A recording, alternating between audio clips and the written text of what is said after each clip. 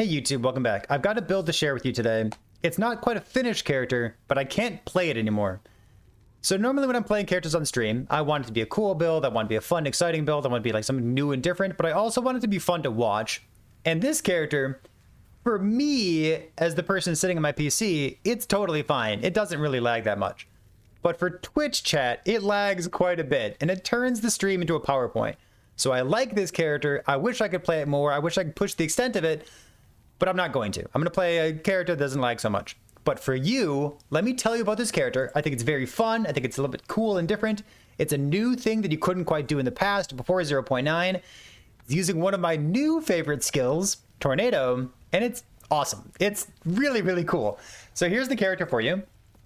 We are playing a Beastmaster spellcaster. We're not playing a druid. We're not turning into a swarm blade to cast our tornadoes. We're not playing a shaman, which is where you would normally think tornado might be.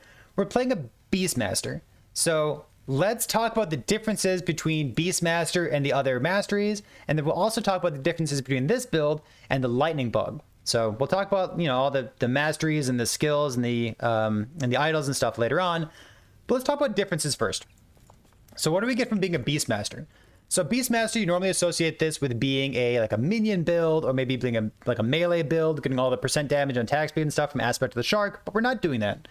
We're really taking advantage of one key thing at the top of the Beastmaster skill tree, and that is Aspect of the Lynx.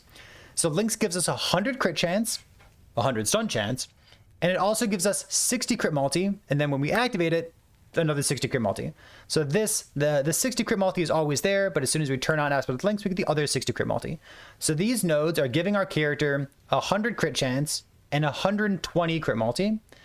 And then, while Aspect of the Lynx is turned on, we have 15% damage leached as health, which is a lot of leech. It's quite a bit. So we could also grab this for another 4%, going up to 19, but just having this 15 node right here is very, very strong. So that's what the mastery itself is giving to us. But we also have to talk about Summon Frenzy Totem. So when we have Summon Frenzy Totem up, we're also taking advantage of these Shaman nodes for some extra cast speed and some mana regeneration while it is active. But the Frenzy Totem is spec'd with a little bit of extra Frenzy effect. I think this is about another 6% cast speed on top of the cast speed that this thing gives to you by default. It also scales Attunement into Frenzy effect, so there's a little bit of extra cast speed there as well. But the important part about this is going down to the bottom left, we have damage while tethered. So we have 18% more damage coming in from this node. And then on the very bottom left, we have another 90 crit multi.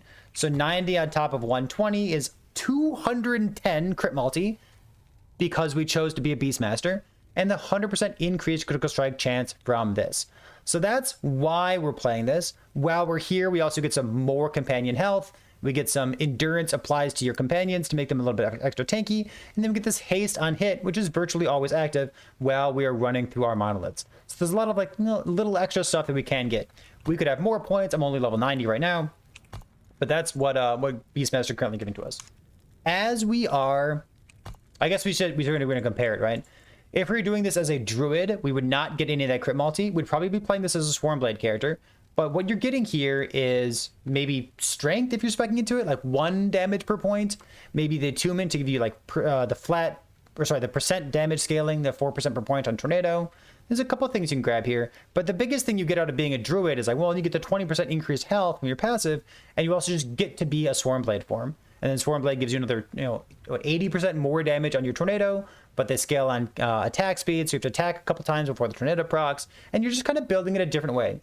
On the other hand, you're also giga tanky. So you're a melee character, you want to be punching things, and the tornado's on your hat all the time, but you're very, very tanky because you get to take Impervious and Hide Skin nodes, and then using Serpent Strike for all the dodge. It's really strong. But for a Shaman, on the other hand, we got a lot of questions about why we're playing a Beastmaster instead of a Shaman, and I don't quite know what you would get as a Shaman. You might just be a different character altogether. Like, you're probably not using Swipe, you're probably not using Fury Leap, you're probably not using Frenzy Totem because you can't, but you could be using things like maybe Avalanche contributes to your overall damage, maybe Storm Totem, and you can cast it and also have some extra attack speed from it. Maybe you're doing like an Urzel's Pride chess piece for extra mana generation. That's a possibility as well. But the biggest thing you gain is the Rune of Awe.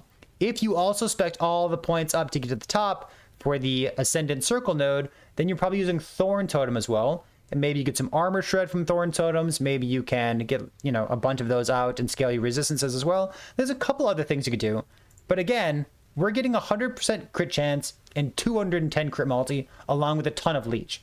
So even if you're making an argument for like one of these other two things, it's definitely not strictly worse. It's just different.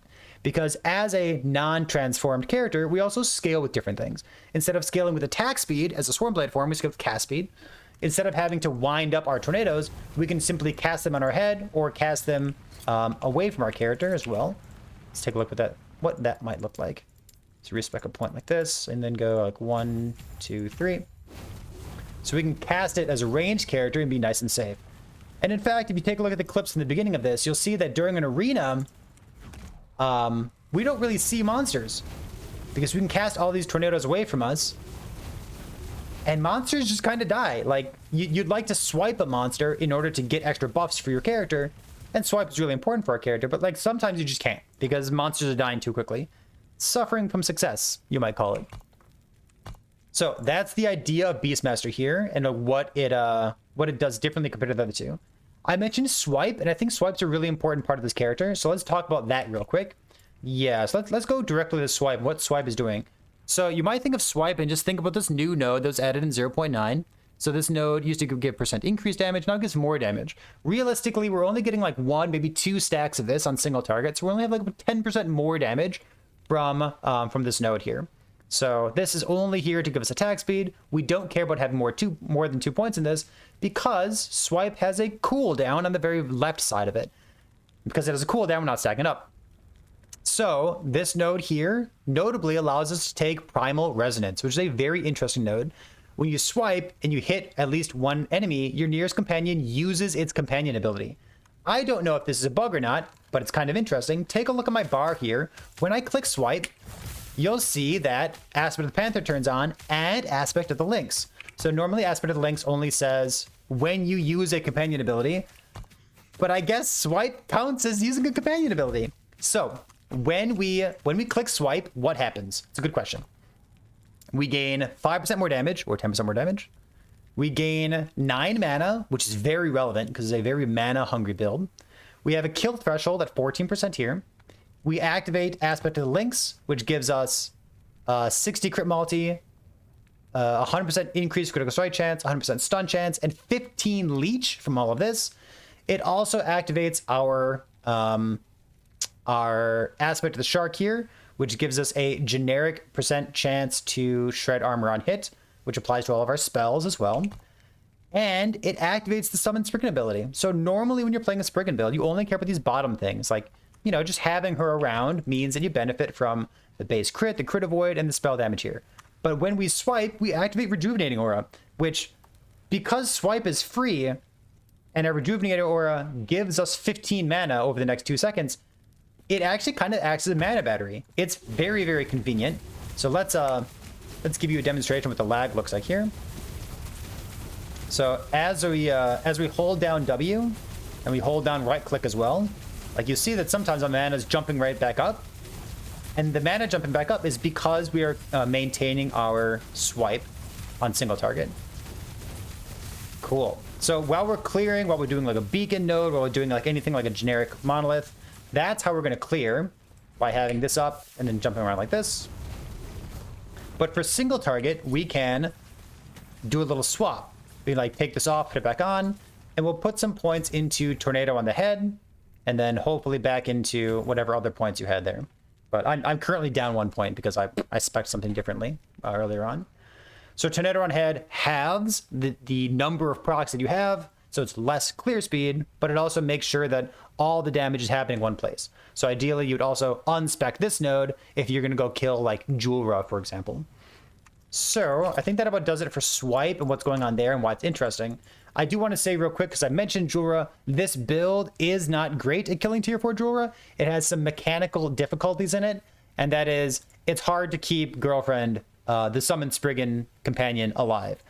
If she like were easier to maintain alive, even though we're healing her to full every 2 seconds, she just kind of stands in the wrong spot, and she'll die, and then it's tedious.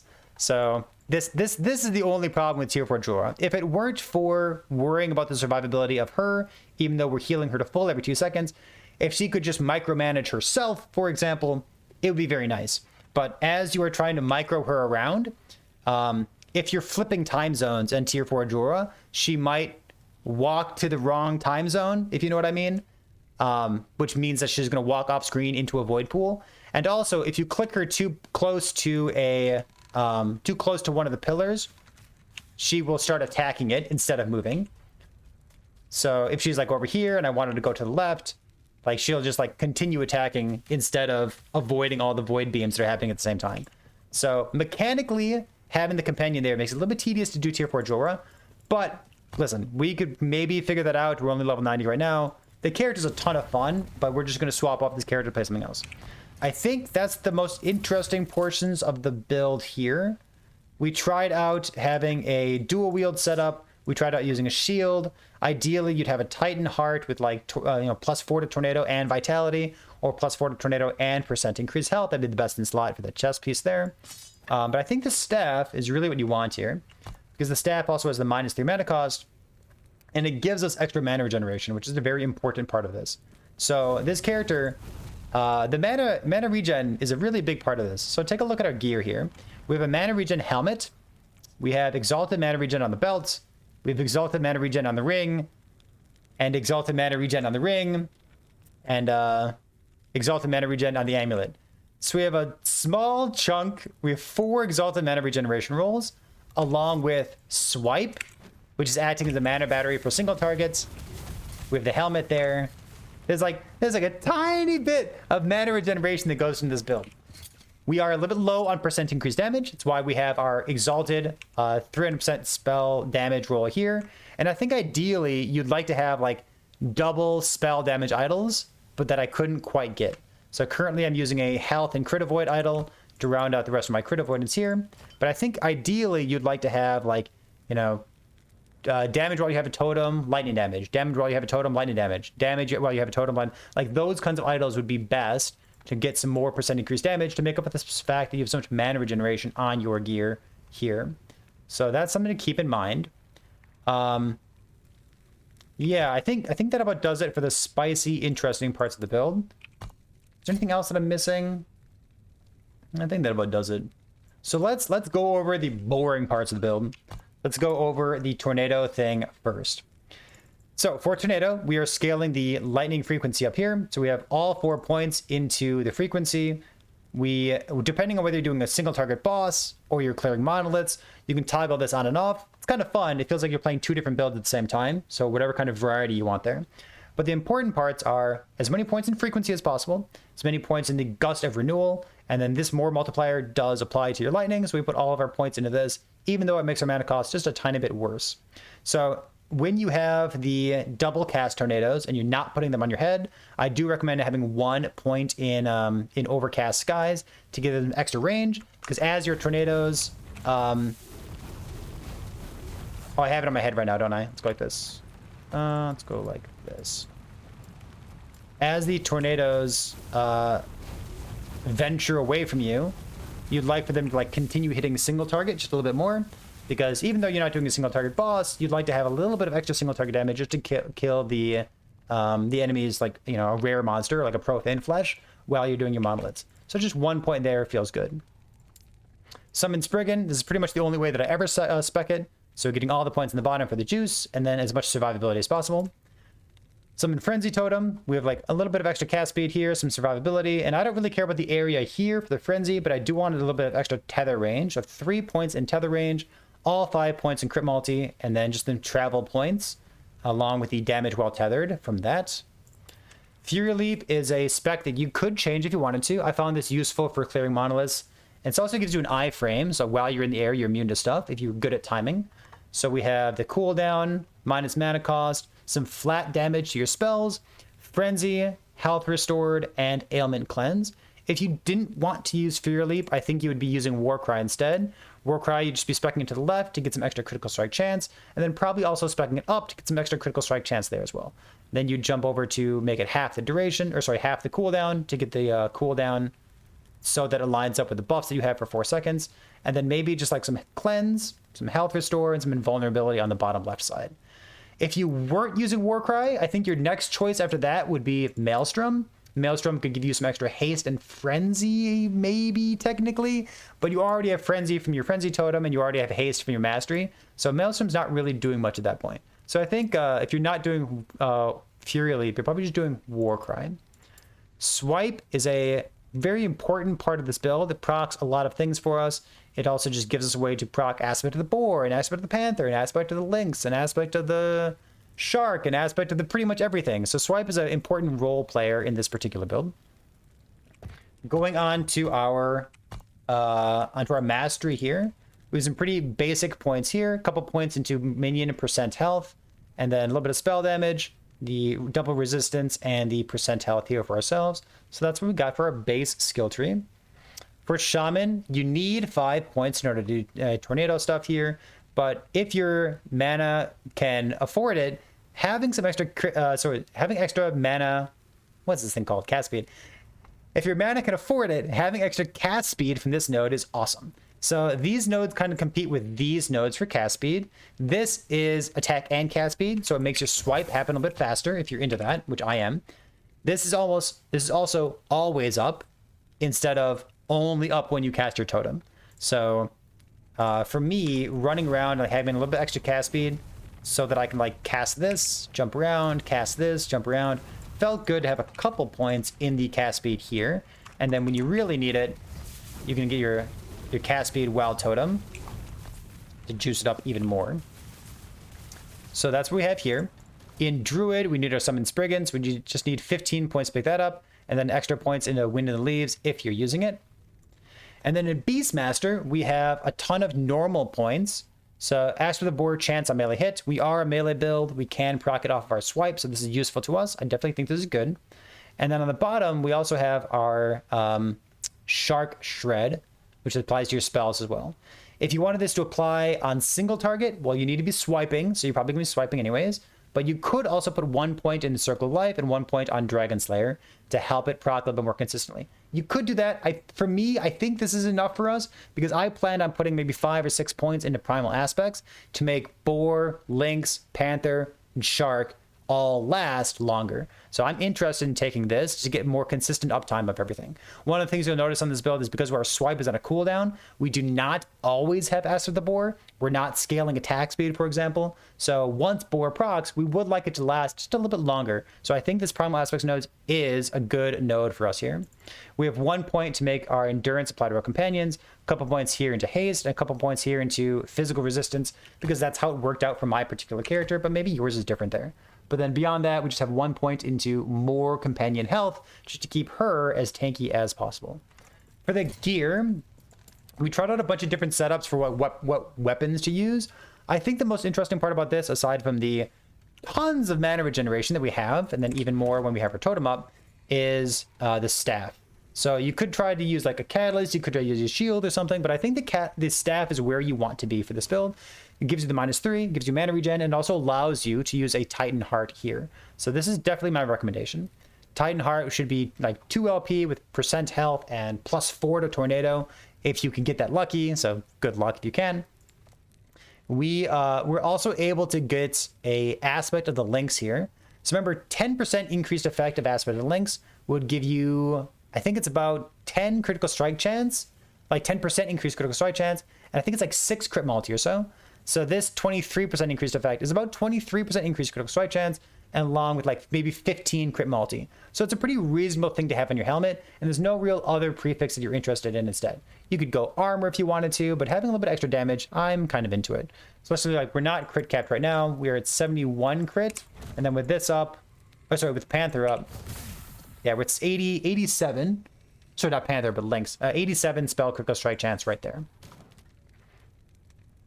Let's see, health, mana regeneration, spell damage, lightning damage. My gloves are laughably bad right now. They don't have much text on them, but you'll be looking for critical strike chance and cast speed as your prefixes there. Could go AoE as well, gives you a little bit extra quality of life, but I think the crit chance is valuable. We were toying with the idea of doing something very spicy.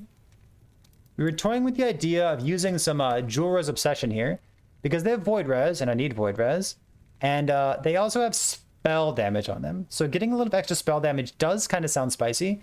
I don't know if you want cast speed or hybrid life on them, or maybe both, but if you put hybrid life on them, it'll also do double duty for making your minion, your Spriggan, just a little bit tankier. And then the Void Res, if you're farming tier 4 Jeweler, for example, the Void Res would be relevant in making your companion just a little bit tankier against all the void damage that applies, or that happens in the tier 4 Jeweler fight. So again, I don't think this character is what you want to use to farm tier 4 Jeweler. It can kill tier 4 Jeweler, but the mechanics of having a companion with you is kind of annoying, and I would just play a different build if that's your primary goal there. For the boots, movement speed, health, stuff, as generic as possible. Whenever I have a companion, I try to have 1 minion health roll somewhere on my gear. Spell, crit, health, poison res is what you're looking for there.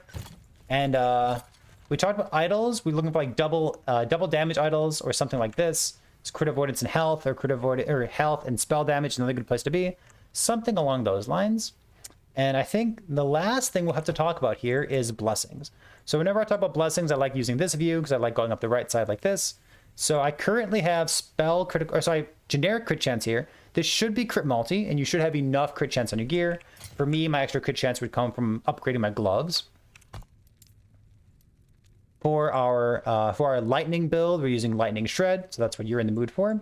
We have plenty of crit avoidance because we have a Spriggan companion, so getting all resistance here is great. And then we have our flat armor from this blessing and a percent armor from this blessing. So that about rounds out what you're looking for on these blessings here.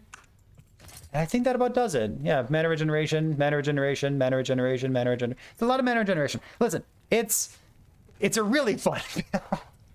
I have a feeling that if your primary goal was to like farm arena, for example, I think this build would be very, very fun in arena. I don't want to do arena right now. Like I don't want to push like 300, 400, 500 waves just to find out what I already know. But being able to off screen this much with all the tornadoes kind of wandering around, it's really cool. Having a little bit of extra tankiness on my character from the Titan Heart, I think would go a long way in making this character feel excellent. So it's still the tornado that we know and love ever since the lightning part of it got buffed up here for 0.9. But being able to play it on a Beastmaster that gets to use all the different aspects, and like you're using swipe to proc them, the fact that swipe costs 0 and still gives us a mana battery from the rejuvenating wind, the fact that it also procs aspect of the links is awesome technology. I like that a whole lot. I don't know. It's fun to have it's kind of the same build as Lightning Bug. It doesn't have infinite tankiness, unfortunately, but it's got a lot of other stuff going on. It's got a lot of different mechanics, and it's got way more AoE than like the melee character that we played previously. So I wanted to share this with you. It's not a finished product, but I like a lot of stuff going on here.